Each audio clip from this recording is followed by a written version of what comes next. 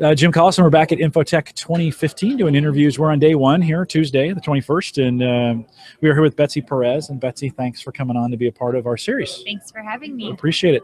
Let's talk a little bit about you, who you are, where you're from, what you do, company, that kind of stuff. Sure. I am the Chief Creative Officer at Irvin & Smith. It's a great name.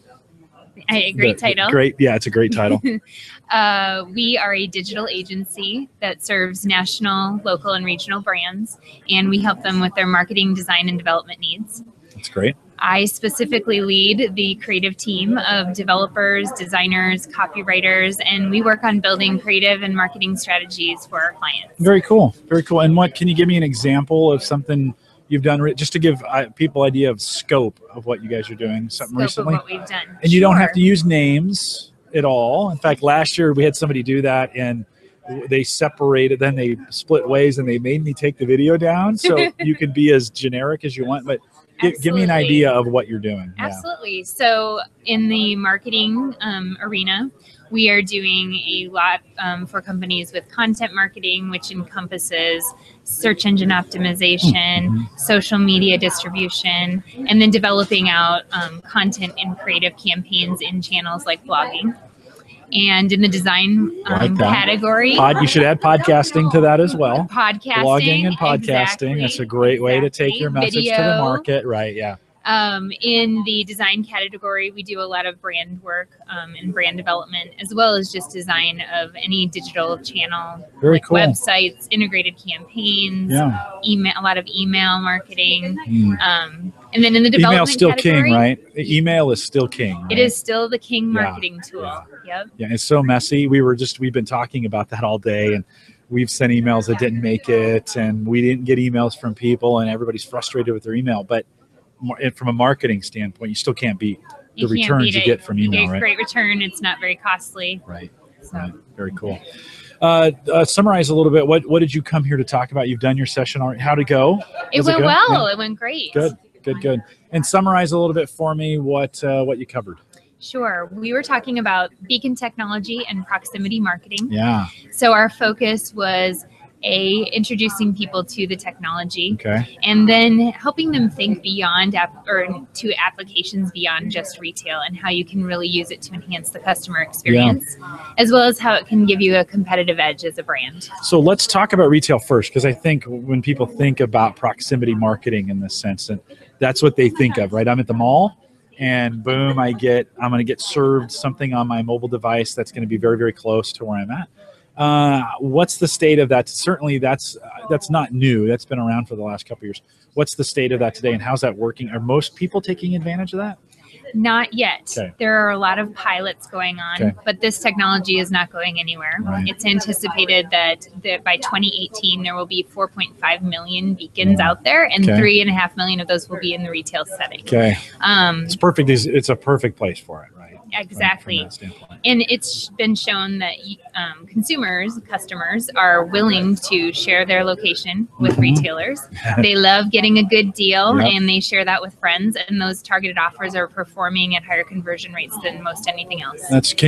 When we think about industry standards and rates, what are those conversion rates for the targeted conversion rates? So some of the well-documented case studies, one of those is from Alex and Annie. It's a jewelry brand that has stores, brick and mortar stores, and locations all over the country. But they have seen a 90% satisfaction rate with the beacon experience. They've seen 35% conversion rate from visit to purchase, and a 75% in-app or in-store app open rate.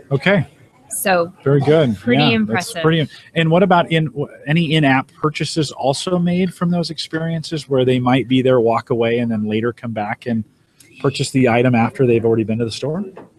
You can retarget customers after they leave the store using beacon technology when they're on their way out. If you have a beacon at the door, don't leave. Wait, there's more. But statistics haven't been very well documented yet on then how that. Yeah. Well, it's just, I think it's interesting, not trying to nail you down to any numbers, just kind of thinking as we think about those things. You had mentioned it's not just for retail anymore, right? And so I'm thinking through, well, what else would it be for? I can't think of where else would we use technologies like this. So you can really implement a beacon deployment anywhere, from hospitality category to airlines to education. There's some pilots going on in museums. It's really endless. Okay. And when we think about a beacon deployment, let's for someone who's never heard that terminology before, back up just a little bit. What does that mean? Sure. Yeah. Well, let's back up to what is a beacon. Yeah, there we go. So it is a Bluetooth low energy device. It is a small piece of hardware that broadcasts a signal, and that's all it does. Okay. It doesn't listen. It doesn't gather data. It doesn't connect to the internet. Sure. It has one job. Okay, just broadcast. And then when I'm in a typical experience, if I'm going to have an experience like this, how am I going to hear that beacon that's out there? Yeah. So the real power lies there, because apps on your mobile devices that are beacon enabled Okay. can hear those signals and then do whatever it is you have told them to do. Sure. So a retailer might have their own app, and in that is beacon aware. And then I get within a proximity of that beacon, and it goes, hey, you might want to. So today I use Waze. Are you familiar with the Waze app on Android? Waze is think of it as a navigation app. Okay. And sometimes I get close to a retailer and I get I get a little ad that pops up. It may not be a beacon, it could be something else, but it would be that same idea, right? Hey, Outback is, get $5 off lunch. Retail is the easiest way to explain Yeah. it. Retailers are using them outside of stores as you walk by to entice customers to come in.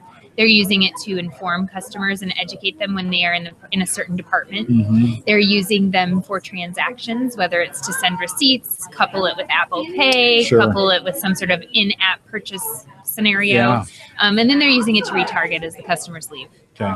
And is Starbucks doing this as well? Do you know? Are you? I'm not sure. I'm not familiar with that. I just enabled something in my Starbucks app that says, hey, and maybe it's on their Wi-Fi, but whenever you're near a Starbucks, do you want to be alerted? And because I was interested, I just turned it on. I'm like, yeah, I want. And so this morning, as I was swinging through Starbucks to come down here, sure enough, a little notification. Hey, I'm waiting for them to remember my drink and just have it ready at the bar. But what if you want something different? You ever? That's always my concern. I'm like, no, I'm a little worried about it automatic because I might change my mind.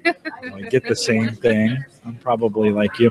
You mentioned hospitality. What would be same type? What would be an example of hospitality? So Marriott has a really interesting pilot going on right now. They have implemented beacons through their loyalty program called Local Perks, I believe. And when you get in proximity with the door, it communicates that you're arriving, and it pops up a notification that asks you if you want to check in. And their vision is that eventually you won't even have to visit the front desk. You will just check in, and then your device using beacon technology will open your door. Yeah, just get up there and whatever RFID or whatever technology they'll tie that to, and that'll be access to the.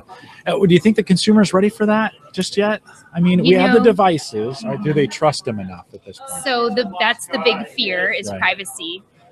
Well, there's not a big security risk from an IT standpoint. It's really all about, is your app secure? Right. Beacons don't need to be secured. Right. They don't really do anything. They just broadcast. Exactly. Right. We'll never be able to explain that thoroughly to the public. Right. And so really you can handle some of those concerns through UX.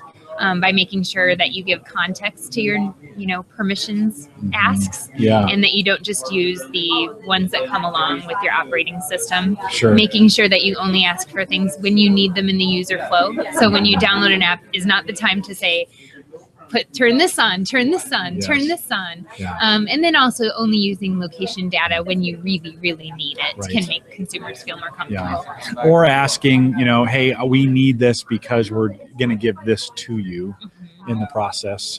The UX is tough, right? Even you break it down to the smallest things and people still don't understand. There's always going to be a human element to that's going to make it difficult. I think Apple Pay and some of those other ones will struggle with adoption. They'll eventually will go all that way. I mean, no doubt for sure. But it's that user experience. When we think about for you guys, how much do you get involved in the user experience and helping customers make decisions about how they do their user experience?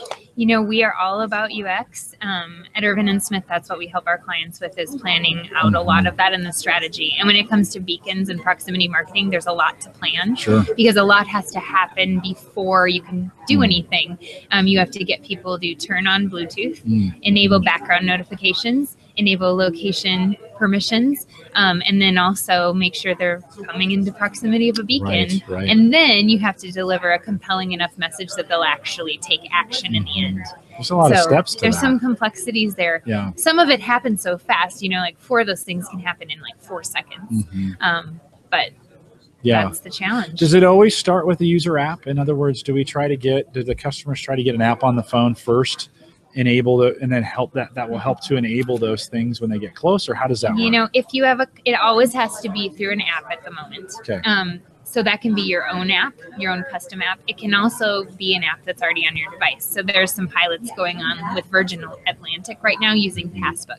Okay. So as long as you have your boarding pass downloaded on Passbook, you are beacon enabled. Yeah. Okay. That's good. No, it's some great opportunities for some organizations to really take advantage of that. Outside of the beacon pieces, when we think about technology and marketing to them, any other exciting trends that you're seeing in that area? None. Really? No, I'm just kidding. None at all. No, if it's beacon or it's nothing. No. No, I mean, there's incredibly exciting trends going on with technology and marketing, as far as there's so many great tools out there that can automate your marketing that everyone's interested in. And then from an analytics standpoint, and using that data to deliver more relevant content is probably the biggest deal that's going on right now in marketing specifically. If you were to give, so a customer who's struggling, they're maybe a 20th century customer, and they're struggling with social and marketing, and really those have kind of social media and marketing have really jammed themselves together, right? Yes, they're good bedfellows. If you're doing nothing, right, what's your recommendation for the minimum first step for most companies? I know some of this are doing it, but what are the basics? Where do they need to be today to be competitive? I would say wherever their main customer base is. Okay. So if it's different for different channels, you know, you'll find a lot of B2B audiences and media on Twitter. You'll find more B2C consumers on Facebook. So you have to start figuring out and pulling apart where your customers actually are, and then get something going. Yeah. But it can't be just a page up. You have to actually be doing something, or it's irrelevant. Do you guys help them with that? If they come in and they're like, I don't even know. Do you guys have tools that help dig some of that out? We do. There's a number of companies we partner with on tools. We're actually a HubSpot certified partner. Okay. So. Oh, good. Yeah. Well, we like at Gallup. We love to ask questions and do some surveys. So it's always interesting. I think, I remember a few years ago, and people were like, oh, the Periscope. Oh no, I never started Periscope. Have you used? Speaking of that, when we think of Periscope and Meerkat, are you familiar with either one of those platforms? I'm familiar. We are not using those at the moment. Are you looking into them? I mean, they're always looking into everything. Yeah, is that fun? Do you find that interesting to it's like chasing your own tail? Well, at an agency, that's pretty much what we do. Is we have to be on the cutting edge. So any trend, any tool. That's our job, is to make ourselves aware of it so we can help our clients. Yeah, well, as a podcaster, same thing. We do webcasts at Gallup, and so I'm always trying to stay up on the social pieces of how do we maximize our reach with our webcasts. By the way, I still think that's a great way to do marketing if you guys aren't supporting webcasts. But no, we are. Good. Yes. Yeah, webcasts are the way to do it. But we've been trying Periscope today. Up on there. I didn't start one. I didn't have enough time for it to uploading in between, but it's been interesting. I'm going to see kind of where that goes, and over the course of 2 days, does it do anything, or do people just get frustrated that I don't? Who knows? Yeah. Who knows? There's always interesting. It will be interesting. So you'll have to send me the data. I will. I'm not sure I've got great data points with it. Like when you don't know anything, and it has no infrastructure. I mean, there's not a lot out there at the moment. Anything we get would be fairly anecdotal, but it still will be interesting to see. I have a tech community that kind of surrounds me, and I'll ask them, some good tech guys. They're not always the best guys to ask. some of that stuff because they're a little skeptical. But that being said, it would be interesting to see, does that change anything? Does that create the engagement when you get instant video, right? And really good off the phone, really. I mean, this is the rear-facing camera, the forward-facing camera, and the videos were actually pretty good. So, well, Betsy, thank you for taking a few minutes to be a part of that, and good job on your session earlier. And did they stand up? Was it a standing ovation when you got done? I mean, they were screaming. throwing confetti. Betsy, thank you. I appreciate it. Thank you. You bet.